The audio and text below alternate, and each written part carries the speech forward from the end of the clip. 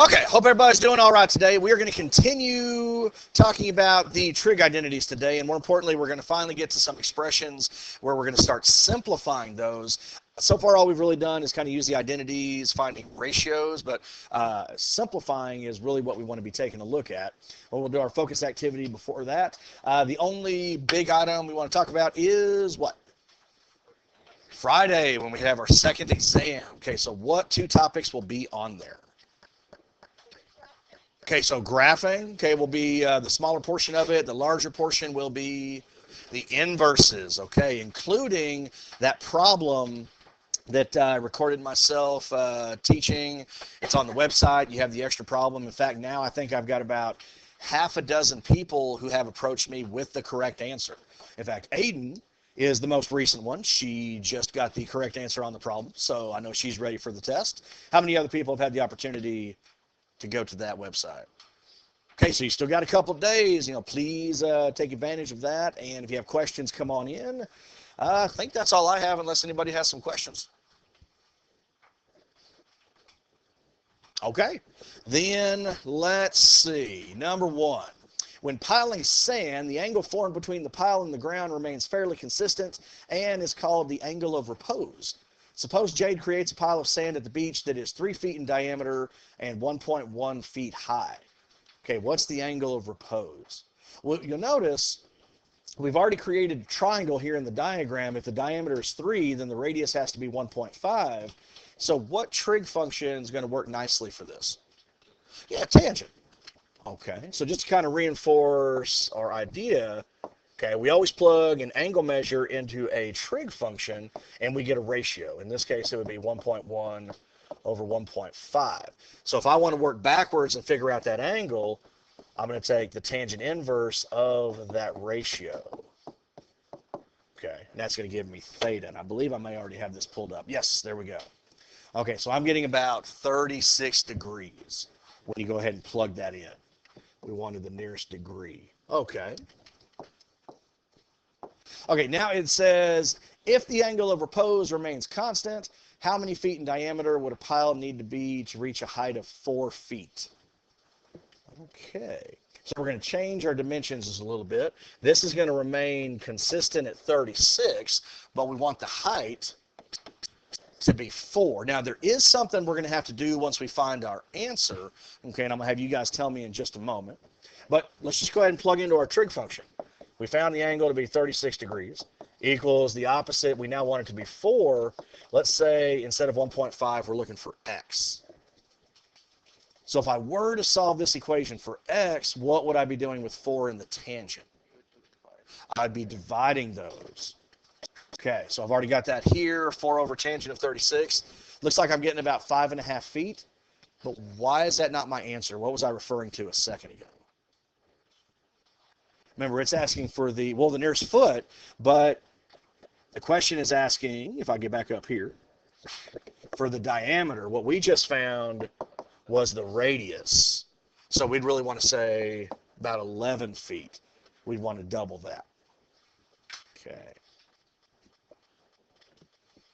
Questions? Okay. How many people had that taken care of before we started? Okay, a few folks. Okay, good. Okay, now I will go ahead and tell you the focus activities are going to be due next week. I haven't decided on a day yet, and I would like to try and get a 5th focus activity into the set. So I'm going to try to work on that today. Hopefully early next week we'll have that. If not, then I'll just go ahead and tell you when we're turning them in. But go ahead and put those in the safe location. Okay, you got 4 of them now. And we are going to turn our attention back to the trig identities. Now, are the trig identities on your test? No, they're not. Okay, so you still want to, again, I don't like to use the word memorize, but you'll see today why we need to be very, very familiar with the identities. This is not going to be on your test. So yesterday we went through a lot of these and we proved them both algebraically and graphically in different cases. And we have our different categories here. Reciprocal, ratio quotient, Pythagorean, which I did say was going to be the most important to you. So before anything else, make sure you know those 3 identities. Even, odd, and cofunction. Okay, let's just get right back into an example and see what you guys think. All right, so we finished that up yesterday. Here we go. So we have cotangent of theta is equal to 2. We know cosine of theta is less than 0. So what's that telling me about cosine? What kind of value is it if it's less than 0? That means it's negative. So my answer has to be negative. Then it says go ahead and find sine and cosine. And before we get started, do we even know whether sine would be positive or negative? We're not told immediately, but do we have enough information to figure that out? Okay. Because here's what I'm thinking. We have cotangent, right? He belongs to several identities, but I'm thinking about the ratio identity or the quotient. How can I rewrite cotangent in terms of sine and cosine? Is it sine over cosine or cosine over sine? Cosine over sine, right? Well, we know that cotangent is positive because we see his value. We were already told that cosine is negative. Well, what's the only way I can divide two numbers if one's negative and get a positive? They both have to be negative. So I know that sine would have to be negative as well. Is everybody okay with that? Okay. Well, now I need an idea. Okay. We can't quite go ahead and use that identity that I just wrote down because we don't have cosine or sine. So what's another identity involving cotangent that can kind of help me out here? What's the hint on the paper? Use a Pythagorean identity, right? Okay, so let's try that. 1 plus cotangent squared of theta. What did that equal? Cosecant squared. Okay. And we saw this yesterday several times. I know cotangent is 2, so I'm just going to plug that into cotangent squared. So the squared is still going to stay there. So 1 plus 2 squared is equal to cosecant squared. All right, so help me out. 1 plus 2 squared. Oh, 4 plus 1, which will give me 5. There we go. So 5 is equal to cosecant squared. And a lot of times, especially when we get to solving the trig equations, if you really just treat the trig function as a variable, it makes it a lot easier to kind of think about what you need to do. If I had x squared equals 5 and I wanted x, what would you do? You take the square root. Well, the same idea applies here. If I want cosecant and I've got a cosecant squared, well, then I'm going to go ahead and take his square root. So I know that cosecant of theta should equal the square root of 5. Now, when we take an even root, typically we go ahead and put the plus minus in front. But here we actually know which one it should be. Should cosecant be positive or negative? Oh, who said it? How do we know? There you go. We already established that sine is negative, right? So by taking the reciprocal, the sign won't change. So I know that cosecant has to be negative. Okay, so we found cosecant. Okay, that's something. But how does that help me find sine and cosine?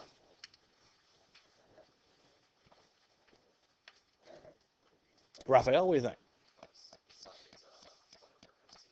There you go. It's the reciprocal. So if I want sine of theta, we know that's 1 over cosecant of theta. That's one of our reciprocal identities. And we just found that to be a negative square root of 5. But we'd want to go ahead and do what? Rationalize. So do I need to write it out or can I just write the answer? Okay, what would that be? Negative what? Root 5 over 5. There we go. So right there I've got sine. Okay, good. Anybody have any questions about what I'm doing, how I got the value? Okay, so how does this now help me find cosine? What can I do? The ratio that I actually just wrote, yeah, it actually works out nicely. We just said that cotangent of theta is equal to cosine over sine. Well, we already know cotangent is 2, so I'm just going to replace that. Equals, I have no idea what cosine is, but I do know that sine is negative square root of 5 over 5. Okay. Now, a lot of people, again, are probably going to be tempted to multiply by the reciprocal, but that really doesn't help us because the fraction is still going to be here times cosine. So I would probably just go ahead and multiply both sides by that denominator. Even though it's a fraction, those guys are still going to cancel. So what is negative square root of 5 over 5 doubled? Negative 2. Okay. So cosine of theta should equal negative 2 square root of 5 over 5. That's a 5. There we go. So we found sine and cosine, and that's getting really hard. All right, good. Any questions? Now, you remember something I said yesterday? Is there only going to be just one way to solve these problems? No, as long as you're following those identities, think of them as your rules. As long as you're using those correctly, okay, you can always get to the final answer. And let me show you on this one. Instead of using the ratio, we could have done this. Sine squared of theta plus cosine squared of theta is equal to 1. We have a Pythagorean identity with both sine and cosine, and we already had sine. We could have solved this equation for cosine. Would it have given me the exact same answer? Yeah. Does anybody want to see it? Sure. Okay. So let's plug in. So for sine squared, I'm going to plug in negative square root of 5 over 5 squared plus cosine squared of theta is equal to 1. Okay. So what do I get if I square that ratio? 5 over 25, which would be 1/5. So 1/5 plus cosine squared of theta is equal to 1. And remember, you're just solving an equation. So what's next? Subtract 1/5. So instead of rewriting this whole thing, I'm just going to subtract 1/5 over and kind of erase him. So now what's 1 minus 1/5?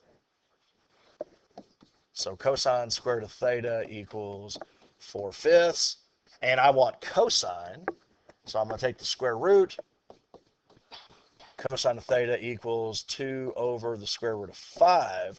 We were already told that cosine was negative. And what do we notice?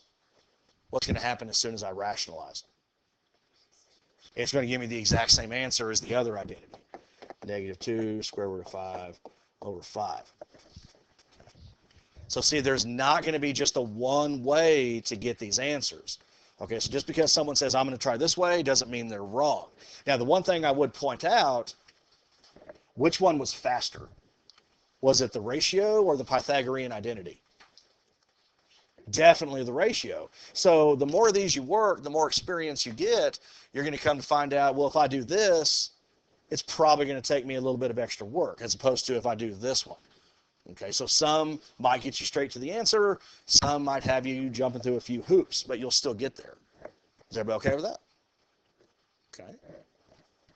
So now I know what you're thinking. Mr. West, we're ready for a problem on our own. All right, well, I'll go ahead and listen to you guys. All right, let's try this one. Now, I want you to go ahead and use your villain buddies. Okay, we haven't done that in a while. Remember, your villain buddies are those folks around you who have the same colored villains. Okay, whether it's green or orange or blue, purple. Okay, now, in some cases, the villains may be different, but you're with those people around you who have the same colored cards. So I'm going to give you 4 minutes. Okay. And then you'll notice I've already got the random number generator up here. So some lucky person is going to come on up and demonstrate this problem. So if you're not sure, work with your partner. Okay. At most, you should have, 3 altogether, but because of absences, you may only have 2. Only 2 people in a group. Okay, now while you guys are doing that, I'm going to pass back some papers.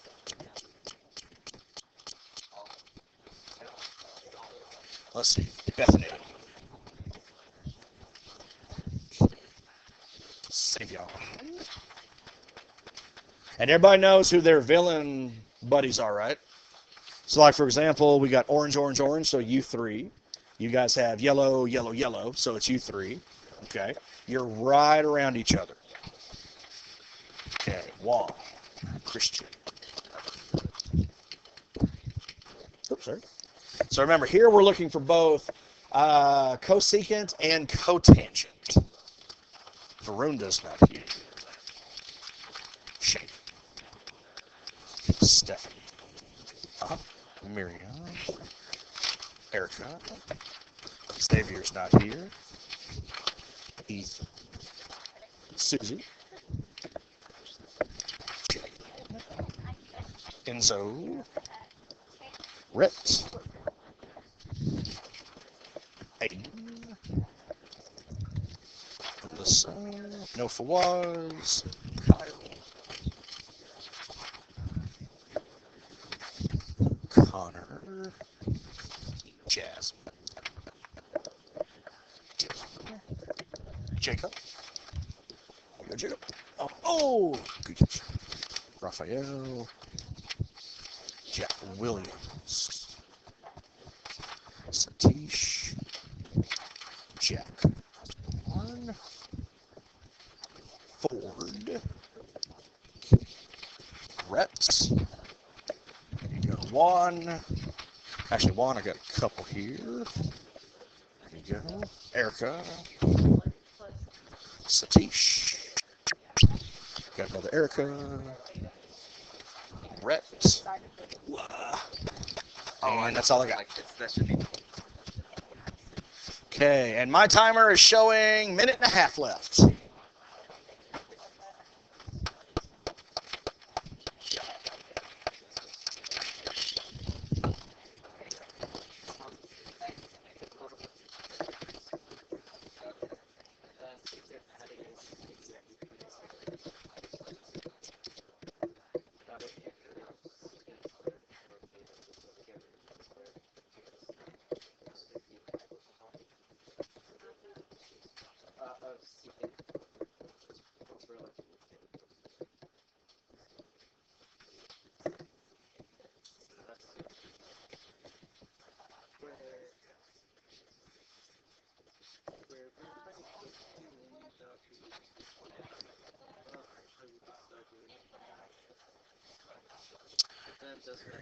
Third.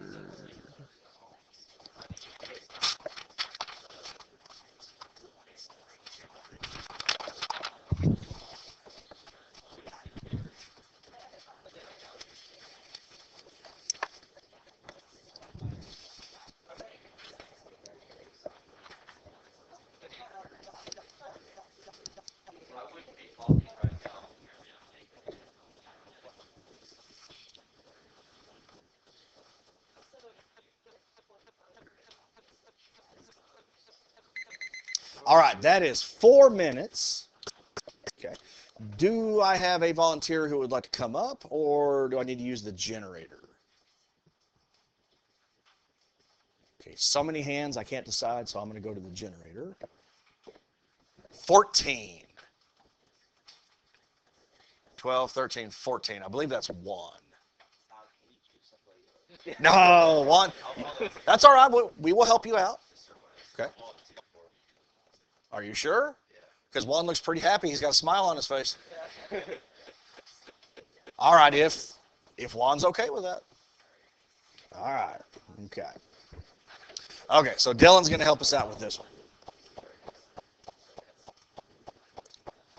Okay, so we want cosecant and cotangent.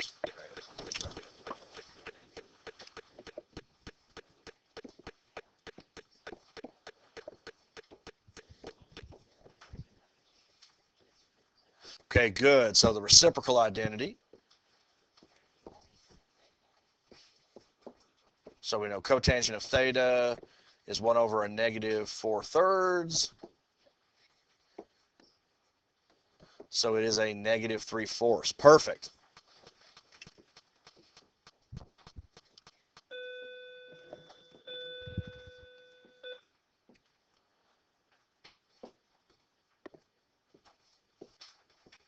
Okay, so it looks like he's going to a Pythagorean identity. Okay.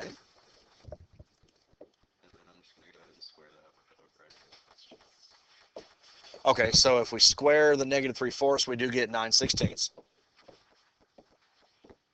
equals cosecant squared of theta. Okay. All right, so that's right. 16/16 plus 9/16 is 25/16. That equals cosecant squared square root 5/4. And would it be positive or negative?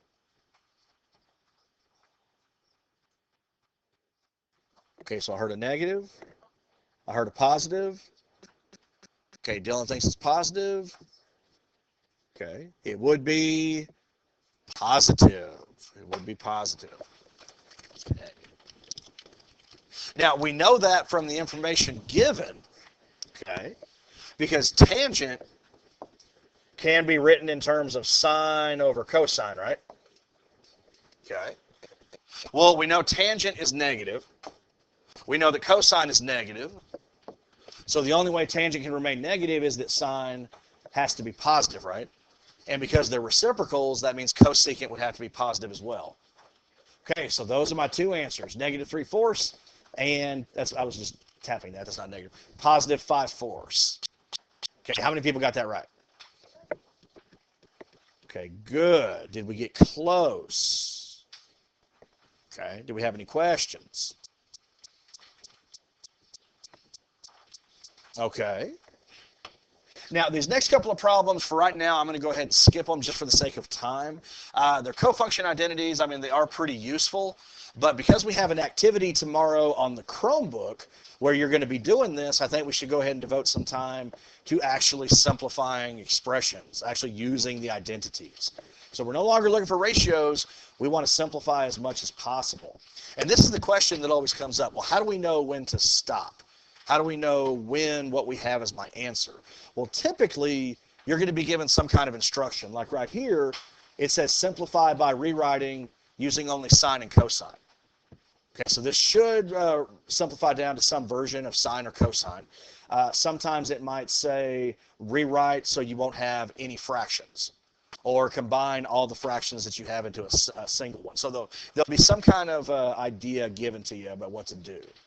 Okay, so simplify 1 over cosine times 1 minus sine squared. Okay. So is there anything that just kind of stands out to you? Anything that looks familiar? Okay. We could go ahead and distribute if you want to. So that would be 1 over cosine of x minus sine squared of x over cosine of x. So we could immediately distribute. That would be one way. Now, by doing so, do you notice anything?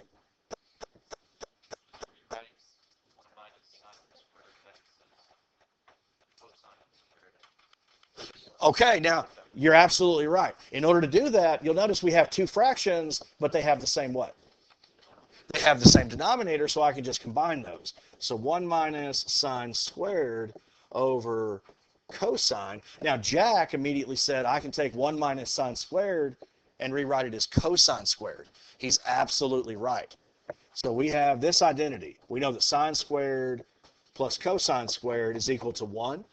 So it's not just the identity itself that you're going to be looking for. It could be different variations of it.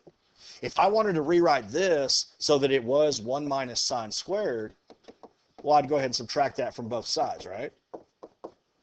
Just to show you how we can manipulate this. So here I do have 1 minus sine squared, but what would that equal? The only thing remaining on the left side. So I can replace 1 minus sine squared with the cosine squared. So this gives me cosine squared of x over cosine of x. And what's my final answer? Okay, it's what? It's just cosine. Because how many cosines do I have up top? I have 2 because I'm squaring it, right? So I'm able to cancel out one pair. So this answer is just cosine of x. And actually, this is what your activity is going to be tomorrow. I've got 2 tables set up Okay, each of them having 3 columns, and it's all 6 of your trig functions. So I'm going to give you all kinds of different expressions, and each one of them will simplify down to one of your 6 trig functions, and you've got to put it in the appropriate column. Okay, so some of them are going to be rather large, some of them are going to be pretty obvious. Okay, but there we go. Does that make sense? Okay, let's try another one. Cosecant of x minus cosine times cotangent. Okay, so I want to simplify this down as much as I possibly can. Okay. Now, we haven't really talked about strategies yet. That's actually coming up more in the next lesson. But when you're simplifying these, one really good strategy that people tend to use more than anything else, if you don't immediately notice any identity that you recognize, rewrite every trig function in terms of sine and or cosine, and see if anything kind of develops there. Okay, so let's try that. How would I rewrite cosecant? That's 1 over sine. That's the reciprocal identity. So 1 over sine of x minus, well, I'm going to keep cosine of x as is. What's cotangent? Cosine over sine. That's a ratio identity. Well, what is cosine times cosine over sine going to be? What's that going to look like? It's going to be cosine squared. So I have 1 over sine of x minus cosine squared of x over sine of x. Okay. And this one has become very similar to the one that we just did. They have a common what? They already have a common denominator. Now, will we ever have to work with expressions where we'll have to create a common denominator? Yes. In fact, that's coming up very soon. But for now, I'm going to put everything over sine of x. So we have 1 minus cosine squared of x. So do you already think about what a possible method would be? Like, where would we go from here?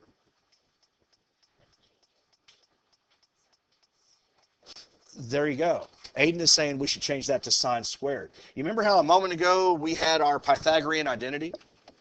And we manipulated it so that it said 1 minus sine squared?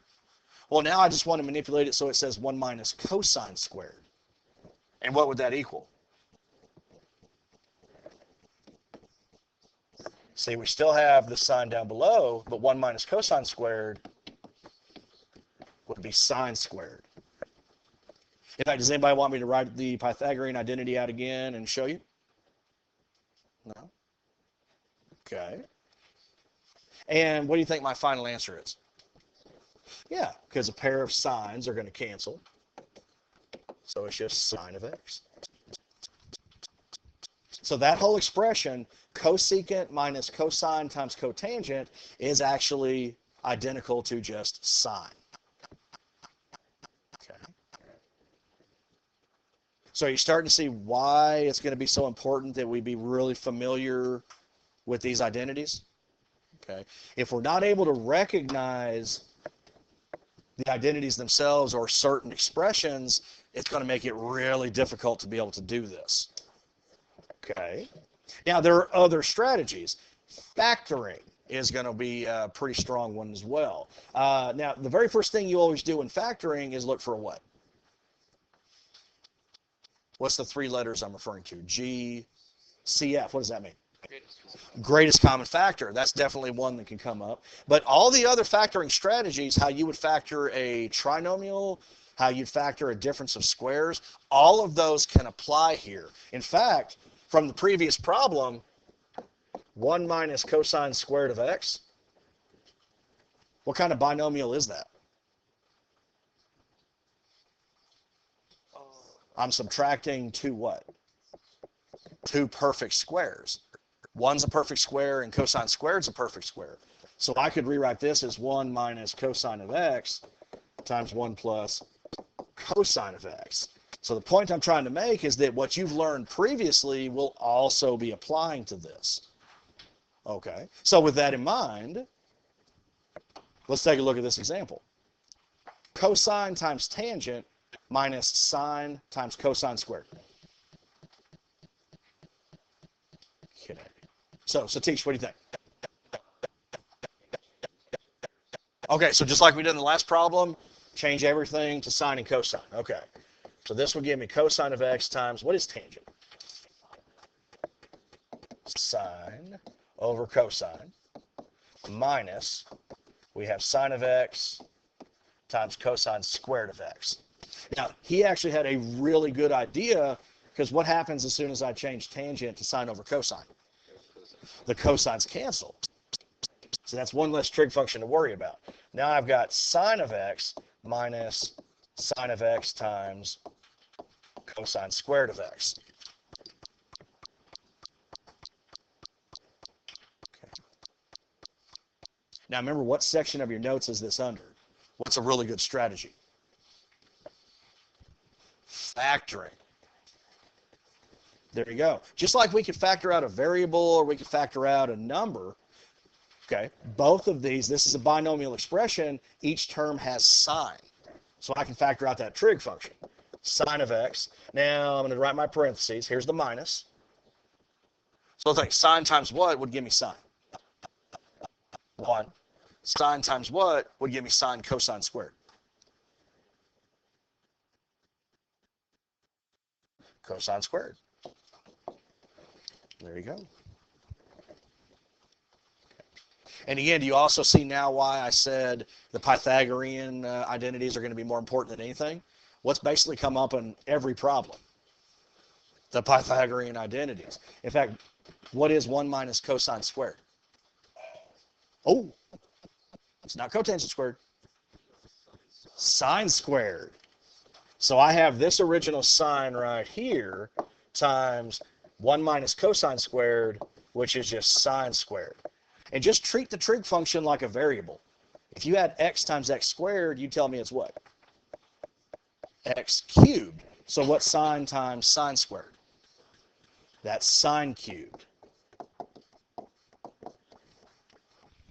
So that binomial actually becomes sine cubed of x. Is anybody having trouble? Any problems? Okay. And remember, would this be the only way to do this? Nope, we've already seen multiple ways on different problems. Okay. So again, I can read your minds. You're thinking, okay, well, we want to try one on our own. All right. I'm listening to you. Let's try this one. Cosine squared of x times sine of x minus cosine of 90 minus x. Okay, I know what I did. I immediately noticed an identity that I made use of. But there was a student in first period who did it a completely different way that even I hadn't thought of and still got the right answer. Okay, so what do you think? Another 4 minutes, or you think, what, 2, because we're experts now? 4? Okay, I'll give you 4. We got plenty of time. So I'm going to give you 4 minutes. Even if you don't have an idea, work with your villain buddy. Say, okay, I don't know what to do. What are you doing? Okay, why are you doing that? You know, help each other out.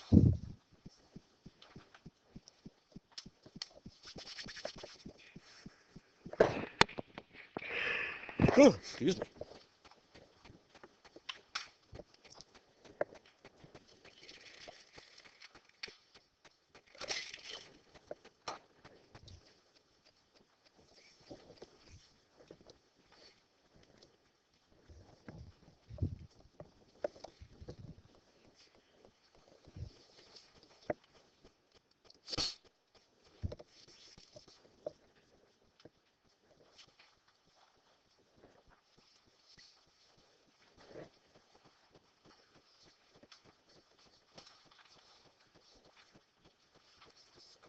And remember, even though this is under the category where it says, you know, solve by factoring, you don't have to use factoring in order to solve it if you don't want to.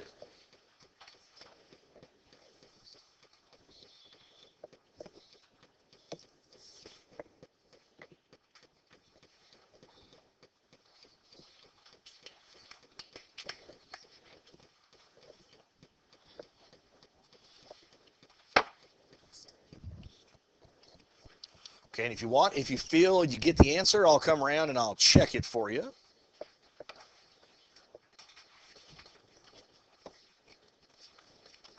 Aiden, you got the answer?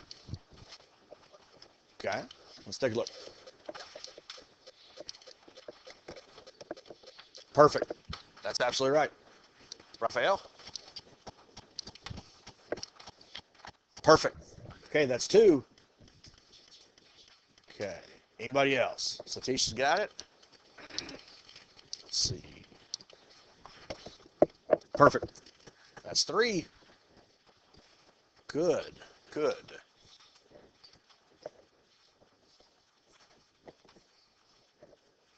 Okay. Does anybody need help kind of getting the ball rolling? Okay. Now, I'll go ahead and start it the way that I first saw. The first thing I noticed was that. What identity is that? It says it's cofunction, but wait a minute, it says 90. That is pi over 2, right? So what is the cosine of pi over 2 minus x? So this would just be minus sine of x. See, now you'll notice the binomial has a what? GCF, okay? So you could do it that way. I'll tell you the way the student did it in first period, they changed cosine squared first. Okay, so I'll show you that method in just a second. Okay. Does anybody else have the answer and want me to check it? Okay, Dylan. Perfect. Okay, that's 4. Who's going to be 5? Erica? You think you have it? Oh, no? Okay.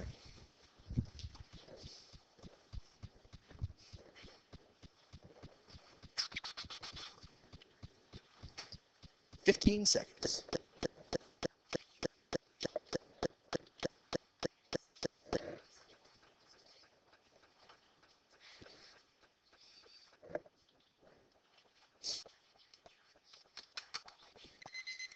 Okay, that is 4 minutes.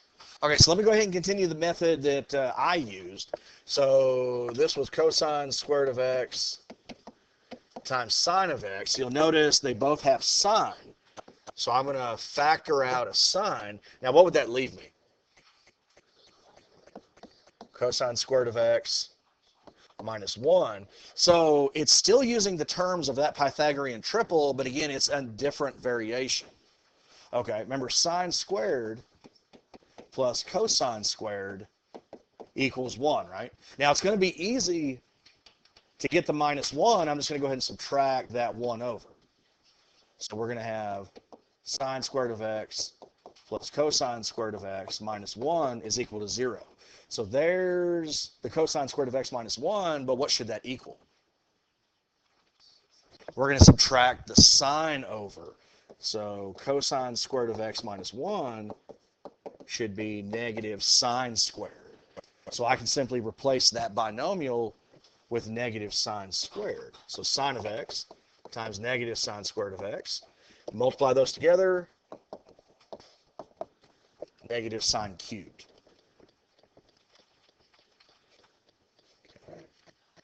How many people got that right? Okay. Well, Miriam, you didn't raise your hand. You gotta have confidence. Have confidence. Okay. So what happens if you're wrong? No one's going to laugh at you. No one's going to make fun of you. How often do I stand up here and I'm wrong? I asked this question yesterday. It's actually quite often. If you heard, I completely screwed up on a math studies lesson yesterday, and I had to go back and fix it. It does happen, okay, even for a rock star like myself. Okay, I know what you're thinking. Now, let me go ahead and show you the other way. The other way, this student, I thought this was really clever.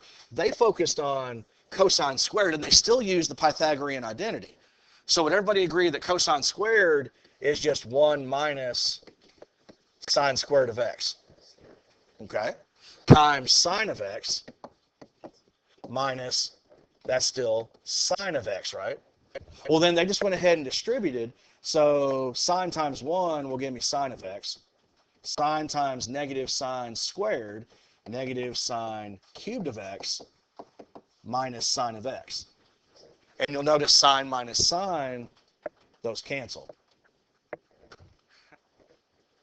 Okay. So they didn't even have to factor at all. Is that what you did? Yeah. Nice. Did anybody else see that? Okay.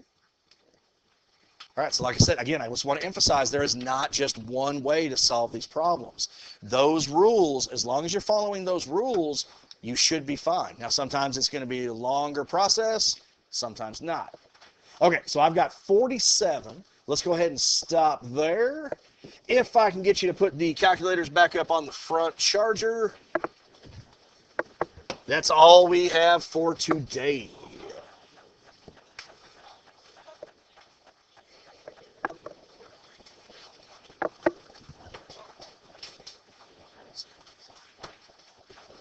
Okay. I need to take that out too.